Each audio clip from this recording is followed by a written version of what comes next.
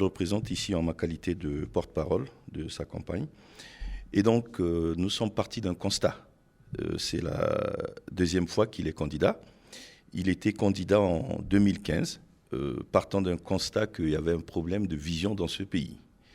Et donc, en tant qu'entrepreneur qui a un contact avec l'économie réelle, nous avons estimé qu'en 2020, avec le bureau politique de Centrafrique Nouvel Élan, dont il est le président, de nous positionner pour une seconde fois à l'élection présidentielle parce que nous avons une nouvelle vision à proposer au peuple centrafricain.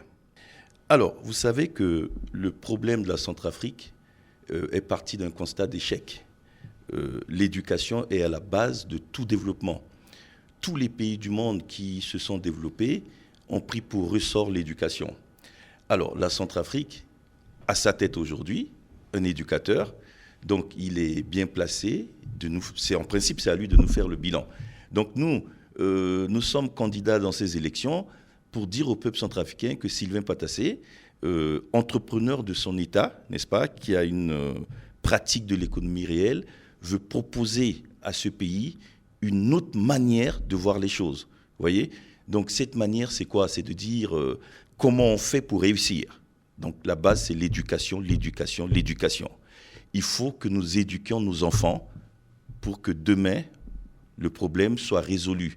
C'est l'éducation qui est à la base de l'échec de ce pays, 40 ans après les indépendances. Donc, qui sont les responsables de l'échec de l'éducation ? Ils sont identifiés. Donc notre génération a une obligation de léguer quelque chose aux enfants, à la jeunesse de ce pays. Et donc cela passe par l'éducation, l'école, la formation. Voilà un peu, nous rentrerons dans les détails lors de cette campagne. Alors, la sécurisation du pays est un problème militaire, n'est-ce pas ? Nous, on est des politiques. Notre rôle, justement, c'est de faire en sorte que l'option politique et l'option militaire soient de commun accord.